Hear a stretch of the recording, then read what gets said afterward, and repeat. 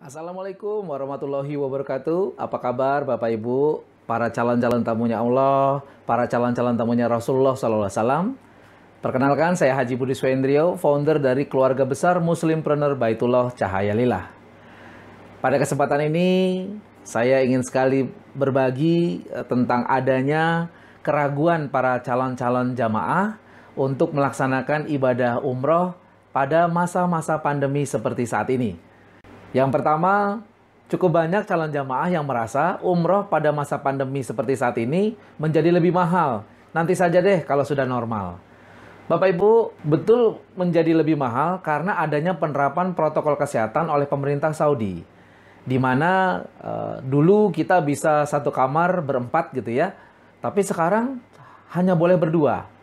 Ya itu untuk menghindari keramaian, kan begitu. Kemudian dulu kita satu bis biasanya 45 orang, 48 orang gitu ya.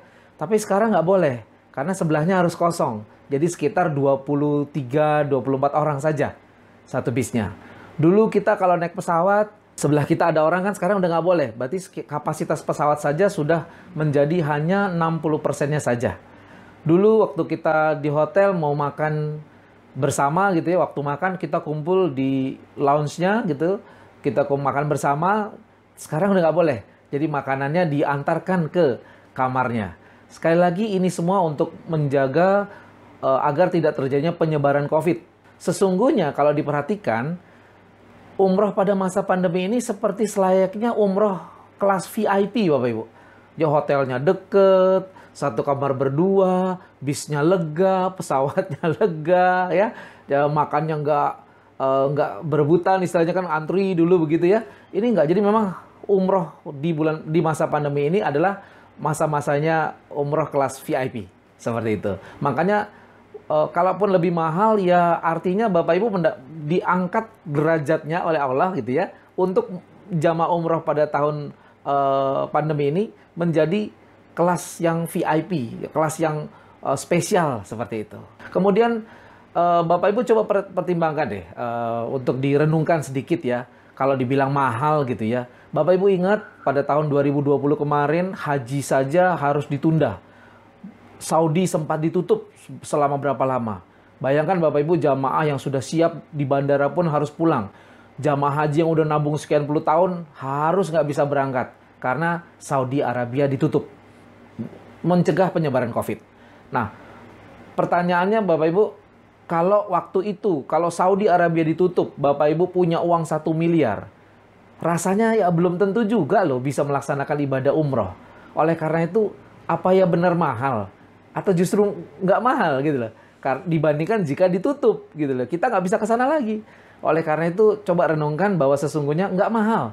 Bahwa kita pernah mengalami masa yang sulit, uang banyak pun belum tentu Bapak Ibu bisa ke sana.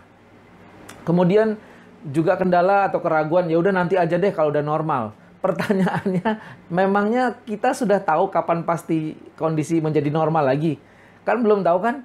Lah sambil menunggu kalau ternyata, ya mohon maaf ya, kalau ternyata nyawanya dicabut bagaimana? Umur kita di dunia sudah udah berakhir bagaimana? Kan seperti itu ya. Janganlah Bapak Ibu membatasi karunia yang Allah sudah berikan, tapi tidak menikmatinya, yaitu tidak berangkat ke rumahnya Allah. Kira-kira begitu. Kemudian ada juga calon jamaah yang merasa ragu, takut berangkat karena takut tertular COVID-19. Jadi Bapak Ibu, keraguan tersebut memang wajar karena COVID memang menular, korbannya sudah luar biasa. Namun demikian, pemerintah Saudi dan pemerintah Indonesia begitu sadarnya akan hal ini sehingga perlu diterapkannya protokol kesehatan, yaitu seluruh jamaah sebelum berangkat wajib melaksanakan tes, rapid test dulu, PCR test, dan juga harus melaksanakan isolasi mandiri di hotel 72 jam sebelum keberangkatan. Begitu juga pas pulang. Ya, begitu juga pas pulang. Jadi berangkat pulang harus ada karantina lokal dulu gitu. Nah, ketika kita berangkat nih sampai di Madinah, biasanya di Madinah itu dikarantina dulu juga 2 hari untuk menjaga agar tidak ada terjadinya penularan COVID. Sehingga Bapak Ibu insya Allah secara wujud ikhtiar duniawi sudah dilaksanakan begitu banyak protokol-protokol kesehatan sebagai pencegahan COVID. Sehingga Bapak Ibu nggak perlu terlalu berlebihan untuk takut, gitu ya. Kemudian Bapak Ibu perlu paham juga, tidak ada segala sesuatu yang sempurna kan, kesempurnaan hanya milik Allah kan. Makanya tetap ada keuntungan saat jamaah melaksanakan umroh pada masa pandemi seperti saat ini. Yaitu jamaah akan mendapatkan ibadah yang lebih nyaman, tidak berdesakan, tidak antri segala macam. Karena biasanya Baitullah itu ramai sekali, tidak pernah sepi dikunjungi orang. Nah sekarang sepi.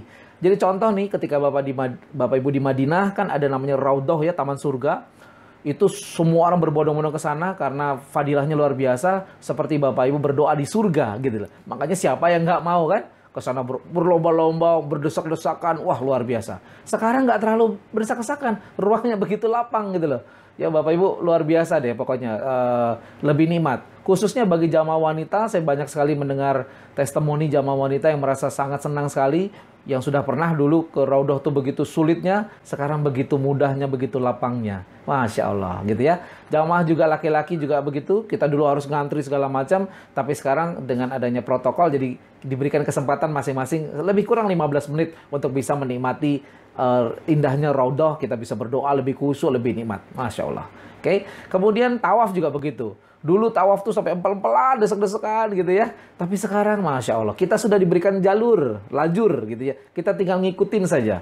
Seperti itu. Sehingga Bapak Ibu yang dulu jamaah Indonesia tuh banyak sekali yang sampai kepikiran berencana dari rumah itu sampai harus diikat tali antara suami dan istri dan anaknya biar nggak hilang gitu ya, biar karena empel-empelan takut kebawa orang segala macam, sampai diikat-ikat badannya gitu ya, itu nggak perlu terjadi lagi. Kenapa? Karena memang enak sekali, sudah ada jalur, nggak ada yang motong lajur gitu, nggak ada. Kita ngantri seperti kereta dengan gerbongnya seperti itu. Ini seperti gambar di belakang saya, di backdropnya, itu merasakan bagaimana terus mengalir seperti itu, selesai 7 kali langsung keluar, rombongan berikutnya masuk, seperti itu. Sungguh luar biasa Bapak Ibu. Nah selanjutnya Bapak Ibu, jawaban-jawaban yang tadi saya berikan adalah itu dimensinya adalah dimensi duniawi. Nah sekarang ibadah, namanya juga ibadah, tentu ada dimensi surgawinya gitu ya. Jadi apa itu dimensi surgawinya? Yaitu Bapak Ibu, paling tidak Bapak Ibu perlu yakin bahwa ketika kita sampai di sana, seluruh janji-janji yang Allah berikan akan Bapak Ibu dapatkan. Karena janji Allah itu pasti. Yang pertama, menjadi tamunya Allah. Ya, umrah itu menjadi tamunya Allah. Haji pasti, gitu ya. Cuma 2 yang menjadi tamu Allah. Haji dan umrah. Dosa akan dihapuskan. Betapa besar dosa yang kita perbuat selama hidup, tenang saja Bapak Ibu. Yakin, bismillah akan Allah hapuskan. Minta ampunlah di sana. Allah akan hapuskan sebesar apapun dosa yang Bapak Ibu miliki, Allah akan hapuskan. Aduh, bagaimana lagi caranya agar dosa-dosa bisa dihapus Bapak Ibu? Ya di sana tempat yang paling luar biasa. Mesin cuci dosa yang paling luar biasa, ya ketika melaksanakan haji umrah di Baitullah. Kemudian, doa akan dikabulkan.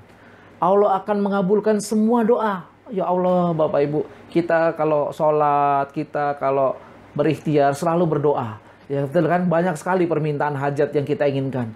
Yang minta rezeki, yang minta sehat, yang minta sembuh dari sakit, yang minta ini, minta itu, minta karir, minta segala macam. Bapak Ibu minta di sana, Allah pasti kabulkan. Nggak pakai insya Allah, karena yang janji Allah bukan saya.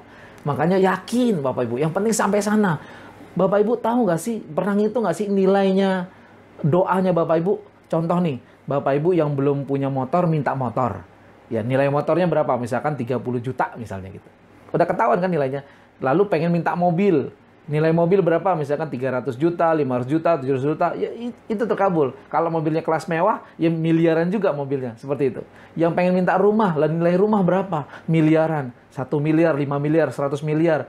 Kan begitu Bapak Ibu. Belum yang minta sehat. Betapa besar nilai sehatnya gitu loh. Seperti itu. Ya Bapak Ibu, jadi nggak usah khawatir. Yang penting Bapak Ibu akan masuk ke dimensi, ketika Bapak Ibu sampai sana, Bapak Ibu akan ketemu namanya zona miracle, zona keajaiban. Disitulah yang namanya zona surgawi. Luar biasa Bapak Ibu. Dan yang ketiga adalah janji Allah, segala biaya akan Allah ganti. 1 juta kali lipat. Dalilnya jelas Bapak Ibu. Jadi Bapak Ibu melaksanakan haji umrah ke Baitullah, sesungguhnya bukan pengeluaran. Uang yang Bapak Ibu keluarkan itu bukan pengeluaran. Gitu. Jadi jangan bilang kalau ketemu Allah tuh ada pengeluaran. Enggak Bapak Ibu. Allah nggak butuh uang kita. Ya Bapak Ibu ya. Ya kita yang butuh Allah gitu loh. Makanya Allah udah siapkan diganti gitu loh. Seperti itu. Diganti biaya pesawatnya, diganti Bapak Ibu yang berangkat kemarin harus jual motor, jual ternak, jual mobil, jual rumah. Sampai sana minta lah. Misalkan Bapak Ibu harus jual motor, jual mobil. Minta di sana, ya Rob, saya umroh ini harus jual motor, jual mobil. Ganti 10 kali lipat. Nggak ada masalah Bapak Ibu. Ya karena mintanya sama Allah. Dan Allah Maha Kaya. Yang penting yakin.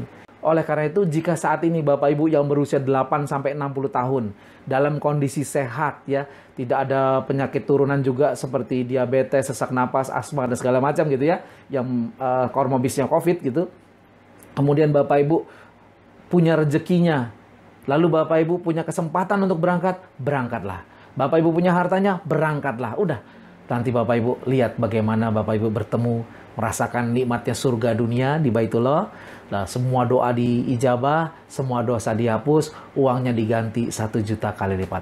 Subhanallah. Baik Bapak Ibu, semoga penjelasan ini meyakinkan kepada Bapak Ibu semua agar tidak ragu untuk mengunjungi rumahnya Allah.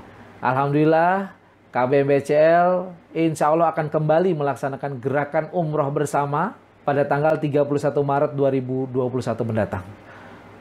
Nah, Bapak Ibu untuk bisa berangkat harus melakukan pelunasan itu tanggal 15 Februari 2021. Sebentar lagi, ya, sebentar lagi. Makanya yang sedang ada rezeki, yang punya umurnya masuk, yang sehat, setorkan. Bismillah. Insya Allah kita ketemu, kita berangkat dari Jakarta. Allah pasti dengan bangga menyambut kita dan kita Bapak Ibu siap-siap menerima karunia Allah yang luar biasa. Terima kasih, sampai ketemu lagi. Jika ada pertanyaan, Bapak Ibu silahkan bertanya kepada para leader kami, para pensiar Baitullah, pensiar janji sehat Allah yang luar biasa. Silahkan berkonsultasi kepada Bapak dan Ibu para leader kami yang insya Allah dengan senang hati akan menjawab dan membantu pelaksanaan ibadah umrohnya Bapak Ibu. Sampai bertemu, terima kasih. Assalamualaikum warahmatullahi wabarakatuh. Salam Baitullah, Allahu Akbar.